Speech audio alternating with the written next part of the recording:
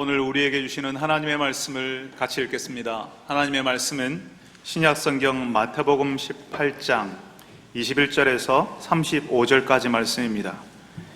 신약성경 마태복음 18장 21절에서 35절, 제가 가진 성경은 신약성경 30쪽입니다. 신약성경 30쪽 마태복음 18장 21절에서 35절까지 말씀을 저하고 함께 교독하겠습니다. 제가 먼저 21절을 읽습니다. 그때에 베드로가 나와 이르되 주여, 형제가 내게 죄를 범하면 몇 번이나 용서하여 주리이까? 7번까지 하오리이까? 예수께서 이르시되 내게 이르노니 7번뿐 아니라 7번을 70번까지라도 할지니라. 그러므로 천국은 그 종들과 결산하려 하던 어떤 임금과 같으니 결산할 때에 10,000달란트 빚진 자 하나를 데려오매 갚을 것이 없는지라 주인이 명하여 그 몸과 아내와 자식들과 모든 소유를 다 팔아 갚게 하라 하니, 그 종이 엎드려 절하며 이르되 내게 참으소서 다 갚으리이다 하거늘 그 종의 주인이 불쌍히 여겨 놓아 보내며 그 빚을 탕감하여 주었더니 그 종이 나가서 자기에게 100데나리온 빚진 동료 한 사람을 만나 붙들어 목을 잡고 이르되 빚을 갚으라 하매 그 동료가 엎드려 간구하여 이르되 나에게 참아 주소서 갚으리이다 하되 허락하지 아니하고 이에 가서 그가 빚을 갚도록 옥에 가두거늘 그 동료들이 그것을 보고 몹시 딱하게 여겨 주인에게 가서 그 일을 다 알리니, 이에 주인이 그를 불러다가 말하되 악한 종아, 네가 빌기에 내가 네 빚을 전부 탕감하여 주었거늘 내가 너를 불쌍히 여김과 같이 너도 네 동료를 불쌍히 여김이 마땅하지 아니하냐 하고, 주인이 노하여 그 빚을 다 갚도록 그를 옥졸들에게 넘기니라. 같이 읽습니다. 너희가 각각 마음으로부터 형제를 용서하지 아니하면 나의 하늘 아버지께서도 너희에게 이와 같이 하시리라. 아멘. 여러분, 우리가 예배를 드릴 때 우리의 죄를 고백하고 용서받는 시간을 가져요. 우리 사죄의 기도 혹은 참회의 기도라고 볼 수 있죠. 그때 성도들은 하나님 앞에 자신의 죄를 이야기하고 용서해 달라고 기도합니다. 어떤 성도들은 하나님 앞에서 눈물을 흘리죠. 그렇지만 어떤 성도들에게는요, 그 시간이 힘든 시간입니다. 그냥 눈만 감았다가 뜨기도 합니다. 왜냐하면 자꾸 죄를 지으니까, 그것도 똑같은 짓을 계속해서 하니까. 처음에는 하나님께 용서해 달라고 했어요. 용서해 주세요 했습니다. 참회의 기도 시간이면 간절히 하나님께 용서를 구했어요. 그런데 같은 짓을 계속하거든요. 분명히 사죄의 기도 시간에, 우리의 죄를 고백하는 그 시간에 용서해 달라고 기도했는데 또 가서 똑같은 일을 반복하고 또 용서해 달라고 하고 또 가서 죄를 범하니까, 그러니까 나중에는 용서해 달라고 하는, 용서해 달라고 말할 용기를 잃어버리게 되는 겁니다. 똑같은 짓을 계속하니까 용서해 달라고 말하는 것이 염치 없어 보이는 거죠. 하나님께 용서해 달라고 말하기 전에 그냥 내가 용서가 안 되는 거예요. 내가 내 자신이 용서가 안 되는 거예요. 내가 염치도 없이 하나님께 가면 안 된다고 내가 먼저 판단해 버리는 겁니다. 내가 그러는 거죠. 하나님께서는 이런 염치 없는 인간은 용서하지 않을 거라고요. 그래서 아예 용서해 달라고 기도조차 못하게 됩니다. 그래서 그냥 기도 안 하는 거죠. 여러분, 우리가요, 우리의 죄를 용서받는다는 것이 뭔지를 잘 몰라요. 그래서 혼란이 오는 겁니다. 분명히 내가 예수 믿거든요. 분명히 교회에서 은혜를 받고 설교 시간에는 간간히 눈물도 흘리고요, 찬송 부를 때는 늘 그런 건 아니지만 가슴이 뜨거워지기도 하고 기도 시간에도 참여하는데, 그런데도 계속 죄를 지으니까, 그것도 반복해서 지으니까, 같은 걸 계속하니까 이게 이해가 안 되는 거예요. 그래서 누가 나더러 당신 예수 믿어요, 구원 받았어요 라고 물으면 자신이 없어지는 겁니다. 지금 내 상태를 보면 도무지 구원받은 사람의 상태가 아닌 것처럼 보이거든요. 예수 믿고 구원 받았으면 죄 같은 것들은 생각지도 않아야 하고 거기에는 얼씬도 안 해야 되는데 그게 아니거든요. 그러니까 이런 내가 용납이 안 돼서 하나님께 미안해서 기도를 못해요. 하나님이 나 같은 것은 용서해 주지 않을 것 같아서 기도하지 못합니다. 그러니까 하나님과의 관계가 괜찮겠습니까? 하나님과의 관계가 급속도로 냉각되어 버리는 거죠. 젊은 사람들이요, 숨어버리는 것을 잠수 탄다고 그러더라고요. 내가 스스로 하나님께로부터 잠수를 타버려요. 잠적해버리는 거죠. 우리가 범하는 죄가 하나님과의 관계를 끌어붙여도 만들지만 하나님께 우리의 상태를 말하고 도와달라고 용서해달라고 기도하지 않아서 더 심각한 상태가 되어버리는 거죠. 깊은 영적인 침체에 빠져들어가게 되는 겁니다. 하나님을 바라보지 않고 그저 건성으로 신앙생활을 하게 돼요. 예수님이 주신다고 하는 그 죄 용서가 이제는 안 믿겨져요. 그 죄 용서를 받아도 계속 내 상태는 나아지지 않으니까요. 여러분, 우리는 계속 용서하는 것에 대해서 익숙하지 않습니다. 한번 용서해 줬으면 똑같은 잘못을 안 해야지 라고 하는 생각을 가지고 있어요. 우리 자녀들이나 우리 아랫사람들에게 그러거든요. 한번 안 한다 했으면 안 해야지, 또 잘못하면 그건 용서가 안 되는 거야. 우리가 그렇게 말하거든요. 똑같은 잘못을 하면 아주 혹독하게 야단을 치거든요. 네가 안 그러겠다고 했잖아, 네가 약속했잖아. 우리가 다른 사람들에게 그렇게 하니까 하나님께서도 우리에게 한 번은 용서하시겠지만, 아니 두 번, 세 번은 양보해서 두 번, 세 번은 용서하시겠지만 자꾸 잘못하는 것은 하나님도 받아줄 수 없을 거라고 내가 판단하는 거죠. 내가. 오늘 우리가 읽은 말씀에 나오는 예수님의 제자들에게도 이 용서의 문제는 힘든 문제였어요. 자꾸 잘못하는 것에 대해서 계속 용서하는 것이 어렵거든요. 그래서 예수님의 제자 중 한 사람이었던 베드로가 예수님께 묻습니다. 예수님, 내가 아는 사람이 나에게 죄를 범하면 몇 번이나 용서하면 될까요? 한 7번쯤 해주면 되겠습니까? 그 당시에 유명했던 율법 선생님들이 그랬거든요. 한 3번쯤 용서해주면 아주 관대하고 너그러운 거라고 가르쳤어요. 근데 베드로는 예수님 제자니까 그것보다 더 쓴 겁니다. 한 7번쯤 용서해주면 되겠습니까? 근데 예수님은 뭐라고 하시죠? 7번이 아니라 7번을 70번까지라도 용서해 주라 하십니다. 여러분, 그냥 이걸 숫자로 계산하면요, 단순 계산하면 490번이에요. 그 490번을 세워가면서 용서하고 491번째부터는 용서하지 말라는 말이 아니라 그냥 계속 용서해 주라는 말이죠. 여러분, 어떻게 그렇게 용서할 수 있죠? 3번도 용서하기 힘든데 우리는 한 번 안 한다고 해놓고 계속하면요, 그 일을 또 하면요, 이게 마음이 그냥 우리가 편치 않아요. 3번도 용서하기 힘든데 7번 용서는 정말 아무것도 아무나 하는 게 아닌 것 같은데 예수님께서는 그냥 7번도 아니고 7번에 70번까지 하라 하니까 이게 말이 됩니까? 도무지 말이 안 된다고 생각하는 사람들을 위해서 예수님께서 이야기를 하나 해주세요. 예수님께서 느닷없이 천국은 그 종들과 결산하려 하던 어떤 임금과 같으니라고 이야기를 시작하십니다. 그러니까 예수님께서 해주시는 이 이야기는 하나님 나라의 모습이 어떠한지, 천국은 이라고 이야기하잖아요. 그리고 어떤 임금과 같다라고 이야기하잖아요. 거기서 그 하나님 나라의 모습이 어떠한지, 그리고 그 하나님이, 그 하나님 나라의 왕이신 하나님이 어떤 분이신지를 알려주시는 겁니다. 오늘 우리가 읽은 이야기에 보니까 어떤 임금이 종들과 결산을 한대요. 거기에 빚진 사람이 있었습니다. 근데 그 사람이 그 임금, 그 주인에게 10,000달란트를 빚졌대요. 여러분, 얼마 전에 제가 이 10,000달란트가 얼마만큼의 양인지를 한번 알려드린 적이 있었어요. 그 당시 예수님 당시에 유대와 사마리아와 에돔 지역의 전체에서 거둬들인 세금이 약 600달란트 정도였어요. 전체 한 나라에서 나오는 세금이 600달란트 정도였는데 오늘 우리가 읽은 말씀에 나오는 종은 주인에게 얼마를 빚졌다고요? 10,000달란트. 어쩌다가 10,000달란트를 빚졌는지 모르겠어요. 엄청난 잘못을 했을 것 같아요. 이 10,000달란트는 도저히 갚을 수 없는 액수입니다.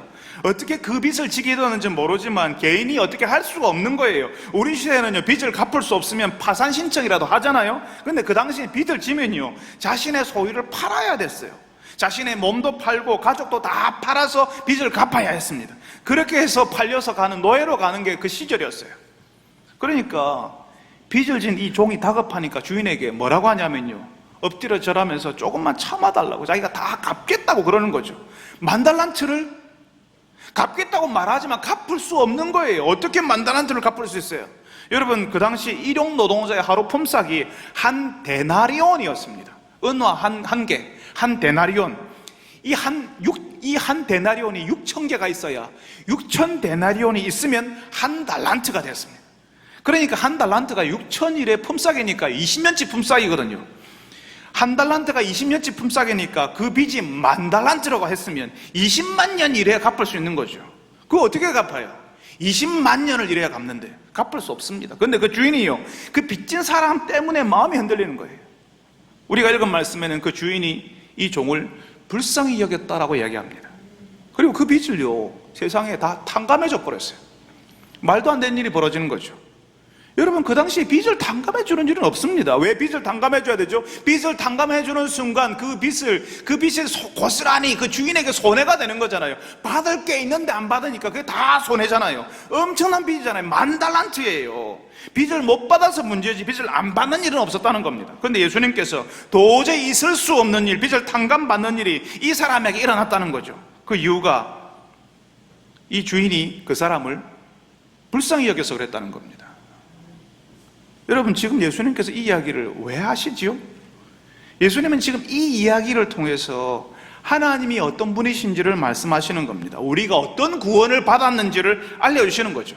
하나님께서 마치 10,000달란트 빚진 사람처럼 도저히 우리 힘으로 어찌할 수 없는 형편 가운데 우리를 용서하시고 받아주셨다는 겁니다. 우리의 죄를 용서하셨다고요. 우리의 죄는요, 그냥 용서받을 수 있는 게 아니에요. 우리가 죄를 지었으면 벌을 받잖아요. 우리가 다 아는 상식이에요. 죄를 지었으니까 벌을 받는 거지. 벌을 안 받고 지나가면요, 우리가 다 불공평하다, 저 사람이 이상하다, 이 사회가 왜 이래, 이렇게 이야기를 해요. 하나님이 뭐 하시냐고, 저런 사람 벌 안 주신다고. 하나님께서 우리에게 정해주신 법은요, 죄를 지은 사람마다 죽음이 찾아오는 거예요. 그래서 죄의 대가를 치르는 거라고요. 그러니까 사람들은 하나님의 진노하심 가운데 죽어간다는 사실조차 알지 못하고 그렇게 죽어요. 그런데 하나님께서요, 우리에게 살 길을 열어주시는데 10,000달란트 빚진 자를 구해주시는 것처럼 우리의 죄가 용서받을 수 있는 길을 열어주시는 겁니다. 내가 죄를 지었으니까 내가 벌을 받고 내가 죽는 것이 마땅한데 하나님께서 우리를 죄와 죽음에서 구하시려고 내 대신에 하나님의 아들 예수님을 십자가에 내어주시는 겁니다. 그 십자가에서 죄인의 모습으로 하나님의 아들이 하나님의 무서운 진노를 받으면서 죽어요. 우리에게 쏟아져야 될 하나님의 진노를 예수님께 쏟으시고 우리는 그냥 용서하시는 겁니다. 그래서 우리를 위해서 십자가에서 죽으신 그 예수님을 믿기만 하면 우리를 살려주시고 하나님의 자녀가 되게 해주신다고요.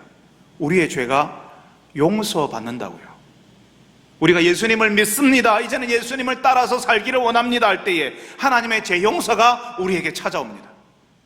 여러분, 이게 중요한데요, 예수님이 십자가에서 죽으셨는데 왜 내가 용서를 받지? 이런 의문이 들 수가 있습니다. 우리가 예수님을 믿고 그분을 내 인생의 주인으로 받아들이는 순간 우리도 모르는 수많은 변화들이 일어나는데요, 그 중에 하나가 예수 믿는 내가 예수님과 신비로운 연합을 하게 되는 겁니다. 예수님과 한 몸이 된다고요. 여러분, 사도행전이라는 책에 보게 되면요, 거기에 사울이라고 하는 사람이 나오는데 이 사람이 예수 믿는 사람들을 많이 괴롭히고 잡으러 다녔던 사람이었어요. 이 사울에게 예수님이 나타나셨습니다. 그리고 뭐라고 하시냐면요, 사울아 사울아 네가 어찌하여 나를 핍박하느냐라고 이야기하세요. 네가 왜 나를 핍박하느냐라고요. 사울은 예수님을 괴롭힌 적이 없어요. 예수 믿는 사람을 잡으러 다녔는데 예수님이 사울에게 뭐라고 하시냐면 네가 나를 핍박했다라고 얘기하시는 거죠. 무슨 말이냐면 예수 믿는 사람들과 예수님이 한 몸이라는 사실을 말씀하시는 겁니다. 여러분, 이게 중요하다고 말씀드렸죠. 우리가 예수님을 믿을 때에 우리는 예수님과 한 몸이 됩니다. 그래서 예수님이 십자가에서 죽으신 그 일이, 예수님이 십자가에 죽었는데 그 일이 나의 일이 되는 거죠. 예수님이 죽음에서 부활하신 그 일이 내 일이 되는 겁니다. 나는 십자가에서 죽은 적이 없었지만 이제 예수님을 믿음으로 예수님과 한 몸이 되어서 예수님이 죽을 때 나도 같이 죽었고 예수님이 살아나실 때에 부활의 몸으로 내가 같이 살아나는 거죠. 그리고 예수님이 십자가에서 이루신 그 죄의 용서를 내가 받는 겁니다. 예수님이 우리의 죄 때문에 죽으신 대가를 치르신 그 일이 마치 내가 대가를 치른 것처럼 나에게 그런 죄의 일들이 예수님이 이루신 그 일이 그 죄의 용서를 내가 받는다는 겁니다. 예수님이 죽으셨지만 예수님을 믿는 내가 내 죄 때문에 십자가에서 예수님과 함께 죽었다고 나는 죽은 적이 없는데 내가 마치 죽은 것처럼 하나님께서 인정해 주신다고요. 여러분, 저는 금방 아주 길게 우리의 죄 용서가 어떻게 우리에게 찾아오게 되었는지를 말씀드렸습니다. 그런데 문제는요, 이게 쉽지 않아요. 많은 사람들이 심지어는 지금 여기 예배하는 자리에 앉아있는 분들 가운데서도요, 자기 자신이 얼마나 심각한 죄의 상태에 있는지, 그런 죄의 상태에 있었는지 모른다는 거죠. 그 죄가 얼마나 무거운지, 하나님의 아들이 십자가에 달려 죽어야만 갚을 수 있는 무거운 죄라는 사실을 몰라요. 그냥 모르고 살아요. 그냥 늘 다른 사람과 비교하면서 나는 그래도 저 사람보다 낫지, 나는 그래도 저 사람보다 좀 낫게 살고 있지, 이렇게 생각해요. 나는 하나님 앞에서 그렇게까지 죄인은 아니라고 생각해. 하나님께서 용서 같은 거 나에게 안 해주셔도 나는 괜찮은 사람이야, 이렇게 생각하며 살아요. 정말 하나님께서 우리 밑바닥을 보게 하시고 정말 나에게는 소망이 없구나, 내가 이렇게 악하구나 하는 것을 깨닫기 전에는 우리는 정말 자신이 얼마나 엄청난 죄인인지를 모릅니다. 근데 여러분, 교회에 오면요, 잘 쓰는 말이 있거든요. 그게 뭐냐 하면 은혜 받았다는 말이에요. 무슨 말만 하면 은혜 받았대요. 근데 그 은혜를 받았다는 말이 사실 무슨 말이냐 하면 자신이 도저히 가망 없는 악한 사람이라는 사실을 알았다는 거예요. 그런 악한 사람, 죄인임에도 불구하고 하나님께서 나를 용서하시고 받아주셨다는 사실을 알았다 하는 뜻입니다. 나는 아무것도 안 했는데, 빚을 갚은 적도, 죄 용서를 받기 위해 아무것도 한 적이 없는데 십자가에서 나를 용서하시는 하나님을 알게 되었다는 겁니다. 하나님을 떠나 있고 하나님이 싫어하는 일을 반복해서 하던 내가 십자가에서 하나님의 진노를 받아야 하는데 예수님께 하나님의 진노가 쏟아 부어지고 죄인인 나는 용서하신다는 사실을 내가 알게 되었고 믿게 되었다는 거죠. 여러분, 이거는 믿겨지지 않는 거예요. 믿을 수 없는 일이에요. 밖에 지나가는 사람들에게 물어보세요. 지금 이렇게 드리는 이 말씀이 믿어지는지. 근데 이게 보이는 거예요. 하나님 앞에서 악한 내가, 악한 나의 모습이 보이기 시작하는 겁니다. 내가 사람들에게 어떻게 하고 살았는지, 내가 이전에 어떻게 했는지, 지금도 어떻게 하고 있는지, 그때는 아무렇지도 않게 아무 양심에 거리낌 없이 그냥 다른 사람처럼 그렇게 했어요. 그렇게 살았어요. 그때는 아무 문제가 없었어요. 나에게 그게 문제라고 생각하지 않았어요. 그런데 이제는 보이는 거예요. 하나님의 빛이 내 속에 비추이니까, 예수님이 내 속에 찾아와 주시니까 그전에 아무렇지도 않게 했던 그 말, 그 행동, 그 생각들이 하나님 앞에서 부끄러운 것이라는 사실을 알게 되는 거죠. 부끄러워서 견딜 수 없게 되는 겁니다. 그리고 그 죄, 그 악함을 내 힘으로 어떻게 할 수 없어서 절망 가운데 있는데 마치 $10,000 빚진 사람처럼 어떻게 갚을게요 하지만 갚을 수 없는 상태에 있는 나를 하나님께서 불쌍히 여기셔서 용서해 주시는 그것이 바로 은혜라는 것입니다. 그 은혜의 처음 시작은 내가 하나님 앞에서 죄인이라는 사실을 아는 거예요. 내가 얼마나 악한 죄인인지, 하나님 앞에서 도저히 설 수 없는 사람이라는 사실을 아는 그게 은혜입니다.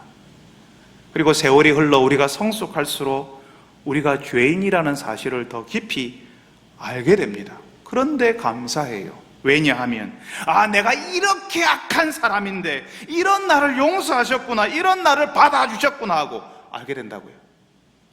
사랑하는 성도 여러분, 하나님께서 여러분에게 여러분이 얼마나 악한 죄인인지를 알게 하시기를 바랍니다. 거기서 은혜가 시작됩니다. 그리고 그런 우리를 예수님께서 십자가에서 죽으심으로 용서하셨다는 사실을 믿는 분들이 되시기를 바랍니다.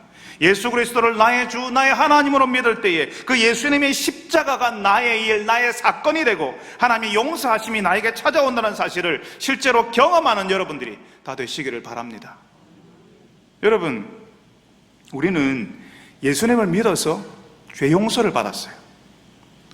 그렇지만 죄 용서 받은 사람들이 쉽게 착각하는 게 있는데요, 죄 용서를 받았으니 이제 다시는 죄를 짓지 않는 생활을, 다시는 죄를 안 짓는 생활을 하게 될 거라고 생각하는 겁니다.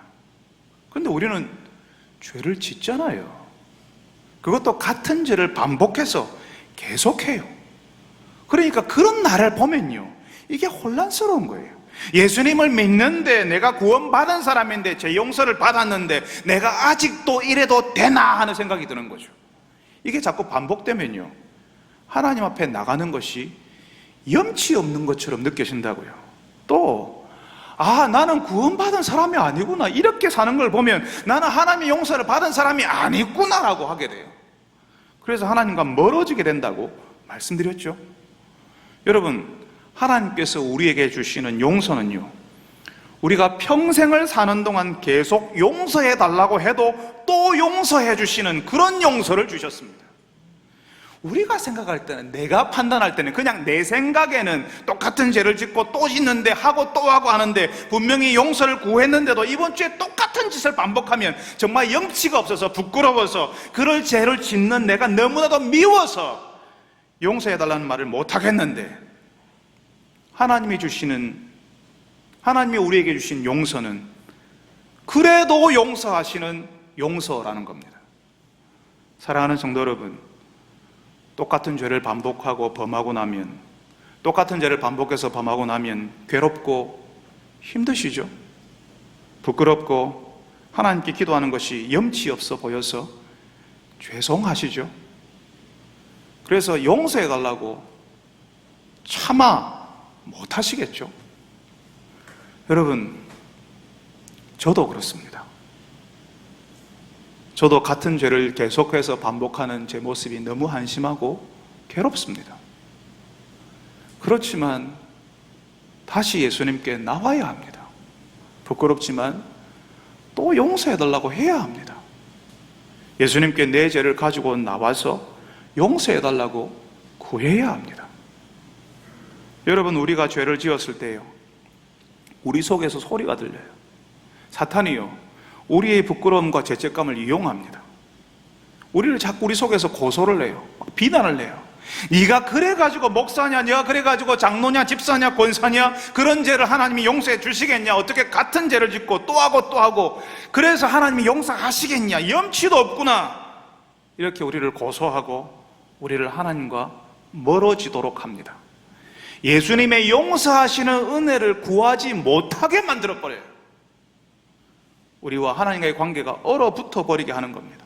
여러분, 우리 속에서 우리를 고소하는 그 소리에 귀를 기울이지 마세요. 사실 우리는 같은 죄를 반복하면 부끄럽고 염치 없고 죄송하고 그 죄를 이기지 못하는 내가 한심한 거 맞습니다. 그러니까 더 예수님께 와야죠. 부끄럽지만 다시 용서해달라고 해야죠. 그래야 우리가 살아납니다. 그래야 우리가 죄를 이길 수 있는 기회가 있는 거예요. 그렇게 같은 죄를 범하였어도 용서해 줄 수 있는 은혜를 이미 우리에게 주셨기 때문이에요. 하나님이 우리에게 주시는 용서는 그런 용서인 거예요. 사람이 희한하게도 하나님이 우리를 용서하신다는데, 하나님은 우리를 용서하시겠다는데 지가 지를 용서 못하는 거예요. 자기가 자기를 용납이 안 되는 거죠. 내가 이래가지고 되겠나, 하나님께 갈 염치가 있나 하면서 자기 스스로를 포기하고 자기 스스로 낙심하고 스스로 사탄의 굴레 속으로 자기가 터벅터벅 걸어 들어간다고요. 하나님은 용서하시겠다는데 내가 나를 용서하지 못해서 내가 하나님보다 높은가요? 재판장이신 하나님께서, 우리 인생의 재판장이신 하나님께서 나를 용서하시겠다는데 내가 하나님보다 더 높은 재판장이어서 아니야, 나는 나를 용서하지 못해. 그래서 하나님과를 돌아서서 사탄의 굴레 속으로 터벅터벅 내가 걸어가 버린다고. 여러분을 용서해 주세요. 자꾸 우리 수준에서 내가 용서가 안 되니까 하나님도 우리를 용서하지 못할 거라고 생각해요. 하나님의 용서는, 하나님의 구원은 내가 생각하는 것보다 우리가 생각하는 것보다 더 깊고 더 넓고 더 놀라운 것입니다. 더 놀라운 것이었어요. 우리가 하나님의 이 용서를 받아들일 때 비로소 우리의 형제들, 성도들의 잘못을 이해하고 용서할 수 있습니다. 나도 용서받은 사람일 뿐만 아니라 나도 용서하는 사람이 되는 거죠. 여러분, 우리가요, 하나님이 어떤 분이신지를 기억해야 돼요. 저는 지금도 그렇지만 결혼 초에 아내에게 잘못한 게 참 많았습니다. 남자는 결혼하는 순간부터 죄인이 된다고 하지 않습니까? 제가 별로 좋은 남편이 아니었어요. 그러니까 아내가요, 기분이 좀 안 좋으면 예전에 제가 잘못했던 이야기를 합니다. 그 나이를 가졌을 때 그렇게 멜론이 먹고 싶었는데 멜론 안 사줬다고, 아내의 마음을 알아주지 않았다고요. 그냥 마음 아프게 품고 있는, 속에 품고 있는 것보다는 말을 하는 게 더 좋잖아요. 그래서 제가 미안하다고 했습니다. 그 이후에 저희 가정에 얼마나 많은 멜론이 집에 들어왔겠습니까? 근데 잊을만 하면 그 이야기를 하는 거예요. 그때 섭섭했다고. 그래서 제가 잘못했다고 했어요. 근데 다음에 또 아내가 섭섭하면 그 이야기를 또 하는 거죠. 와, 그래서 제가 아내에게 그랬어요. 하나님이 당신과 같지 않아서 너무 감사하다고. 왜냐하면 하나님이 잊어버리시거든요. 기억하지 않으시거든요. 하나님이 우리가 그런 악한 사람이었고 죄 가운데 있었다는 것을 신실하지 못한 사람이라는 사실을 왜 모르시겠습니까? 그런데 하나님께서 기억하지 않으신다고 하는 거죠. 우리는 우리의 못난 모습, 옛날 모습을 기억하고 있어요. 저 사람의 못했던 모습을 다 기억하고 지금도 불편하게 생각해요. 옛날에 그랬는데 지금도 여전히 불편해요. 그게 마음에 안 드는 거죠. 나는 나의 옛날 모습을 기억하고 저 사람의 옛날 모습을 다 기억하고 그래서 불편하고 그래서 같이 못 있겠고 그래서 하나님께 가는 것도 불편하고 그래요. 하나님께 가는 것이 죄송하고 또 죄를 지었으니까 염치가 없어서 하나님께 못 나가는데요, 하나님은 우리를 받아주시면서 기억하지 않으시고 한 번도 그런 악한 죄 가운데 있지 않았던 사람인 것처럼 우리를 받아주시는 겁니다. 하나님께서 우리에게 주시는 구원, 용서가 그런 겁니다. 어떤 사람은 하나님 앞에서 자기가 뭔가 자격을 갖추고 하나님 앞에 떳떳하게 나가야지 이렇게 생각하는 사람이 있어요. 지금은 부끄러워서 기도도 못하고 지금 내 모습은 염치 없어서 안 되는데 좀 내 생활이 괜찮아지면, 내가 좀 거룩한 생활을 시작하면 그때 교회도 오고 참회의 기도에 떳떳하게 기도하겠다는 거죠. 여러분, 하나님께서 우리를 용서하실 때는 우리에게 뭔가 있어서, 하나님 보시기에 떳떳한 당당한 뭔가 있어서 우리를 용서하신 거 아닙니다. 오늘 10,000달란트 탕감받은 사람이 뭘 했죠? 아무것도 안 했습니다. 그냥 좀 참아달라고 자신이 갚겠다고 했어요. 갚을 수 없는 허언을 이야기했어요. 할 수 없는 이야기를 하는 거죠. 그 사람이 갚았습니까? 말씀드렸잖아요. 10,000달란트는 갚을 수 없는 거라고요. 20만 년치 품삯이라 하지 않습니까? 근데 주인이 그걸 그냥 탕감해 준 거예요. 하나님께서 우리를 그렇게 용서하셨다니까요. 그냥 아무 이유 없이, 그냥 아무 조건 없이, 내가 아무것도 안 했는데, 나에게 자랑할 만한 어떤 것도 없는데 하나님 아버지께서 그냥 용서하셨고 그냥 우리를 받아주신 겁니다. 우리가 이전에 어떤 생활을 했든 지금 우리가 어떤 모습이든 상관없이 계속 우리를 받아주십니다. 사람들은 우리를 위아래로 훑어보지만 과거에 저 사람이 어떤 사람이었는지를 알아보려 하지만 하나님께서는 그냥 있는 모습 그대로 우리를 받아주십니다. 비록 지금 모습이 부끄러워도, 지금 모습이 내가 자랑스럽지 못하고 부끄러운 모습이어도, 아직도 죄의 생활에서 벗어나지 못했어도, 같은 죄를 지난주에도 또 반복하고 다시 왔어도, 여러분 그냥 하나님께 나오십시오.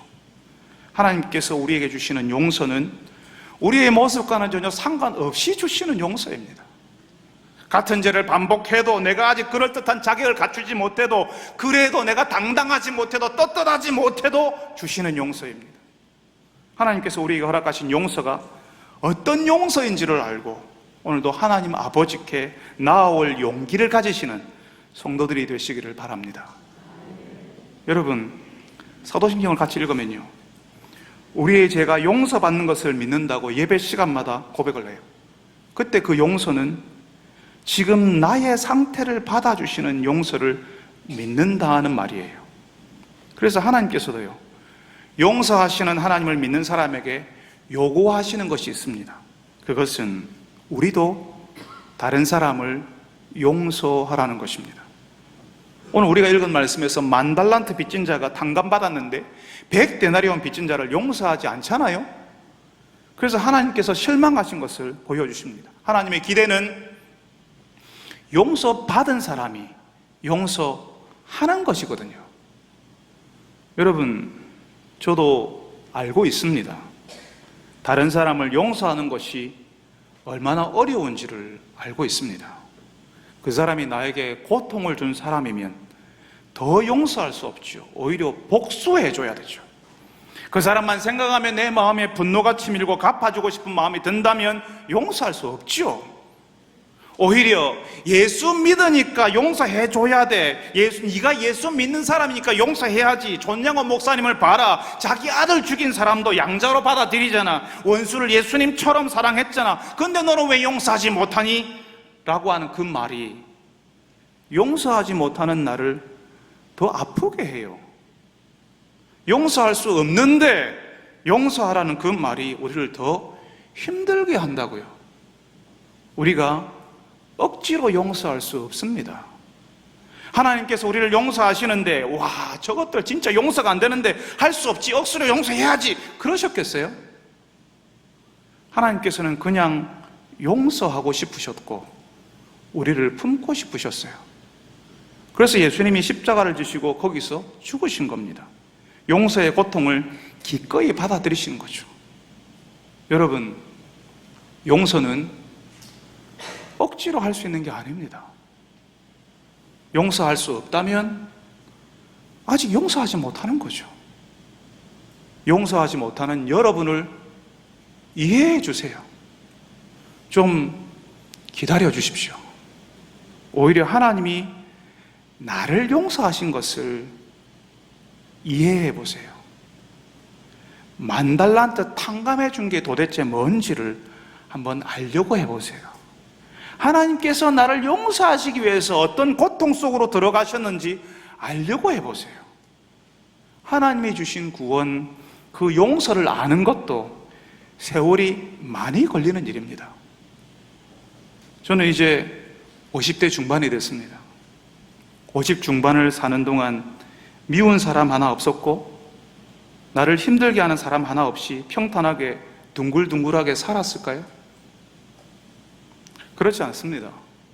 그 사람만 생각하면 밤에 잠이 오지 않고 뭔가 바늘 같은 날카로운 것으로 내 심장을 푹 하고 찌르는 같은 고통에 시달릴 때가 있었습니다.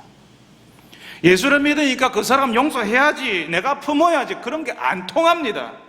날카로운 뭔가가 내 마음을 깊이 찌르는 같은 그 고통이 그 사람을 생각할 때마다, 그때 그 일을 생각할 때마다 똑같이 찾아오고 누적되어서 더 큰 깊은 고통 속으로 나를 밀어넣는 것을 경험했습니다. 근데 그 고통이 언제 멈췄냐면요, 하나님이 나를 어떻게 용서하시는지를 알았을 때였어요. 하나님께서 나를 용서하시기 위해서 어떤 고통을 당하셨는지 하나님의 마음이 이해되었을 때 내 마음을 저미고 후벼 파는 고통도 같이 멈추어졌습니다. 어떻게 나 같은 인간을 용서하시는지 놀랍게도 그 사랑이 느껴지니까 나를 힘들게 했던 사람들을 향한 미움이 사그라들기 시작하더라고요. 이상하게 안 미워졌어요. 제가 힘들었던 것은 맞습니다. 그렇지만 더 이상 아프지 않았고 더 이상 밉지 않았습니다. 하나님이 나에게 허락하신 구원, 그 용서가 어떤 것이었던지를, 그 용서가 어떤 것이었는지를 아니까, 경험하니까 나도 용서할 수 있었다고요. 여러분, 용서하고 싶은데 용서할 수 없어서 힘드시죠? 예수 믿는 사람들은 다 용서해야 될 것처럼, 예수 믿는 사람들은 다 당연히 용서하는 것처럼 다들 그렇게 말하니까, 그래야 한다고 기대하니까 마음이 참 답답해지시죠? 내가 누군가를 용서하는 것도 사실은 내가 할 수 있는 게 아닙니다. 하나님이 나에게 찾아와 주신 그 사랑, 그 은혜, 그 구원을 알아야 그 용서하심을 내가 깨달아야 나도 모르는 사이에 용서하는 사람이 되어 있는 거예요. 용서한지도 몰라요. 그냥 그 사람이 미워지지 않고, 그냥 그 사람이 예전에 했던 일이 이제는 기억나지 않고 내 마음을 후벼 파고 찌르는 그 현상이 사라지는 겁니다. 그래서 그 사람을 보고 웃을 수 있게 되는 거죠. 기억나지 않아서요. 그 사람이 어쨌는지 이상하게 기억나지 않는 거죠. 왜 그런 말 했지 않습니까? 유대인들이 독일을 용서하자면서 했던 말, 용서는 하되 잊지는 말자. 아닙니다. 용서는 잊어버리는 거예요. 그 사람의 과거를 내가 기억하지 않고 받아주는 거죠. 내가 애써서 용서서 내가 기억하지 않을래, 나는 잊어버릴까, 이게 아니에요. 그냥 잊혀주는 거예요. 하나님께서 나에게 주신 용서 때문에 그 사람이 예전에 나에게 했던 일이 더 이상 아프지 않고요, 점점 기억나지 않고요, 그래서 받아주게 하는 거예요. 하나님의 구원, 그 용서가 나의 고통에서, 나의 과거에서 벗어나게 한다고요. 여러분, 너무 용서하려고 애쓰지 마세요. 그냥 하나님의 용서하심을 알게 해달라고 기도하세요. 하나님께서 주신 그 구원, 그 용서를 세월과 함께 경험하게 해달라고 기도하십시오. 20만 년을 갚아도 갚을 길이 없는 그 답답한 형편 가운데 있던 나를 받아주신 하나님의 은혜를 깨닫게 해달라고 기도하십시오. 어느 날 그렇게 하고 싶어도 되지 않았던 그 용서를 내가 하고 있고 도저히 용납할 수 없었던 그 사람과 내가 같이 있는 것을 보게 될 겁니다. 어느새 그 힘들었던 과거에서 벗어나 있는 여러분을 보게 될 거예요. 사랑하는 여러분들이 바로 그 구원, 하나님이 우리에게 허락하신 그 용서를 체험하고 누리는 분들이 되시기를 바랍니다.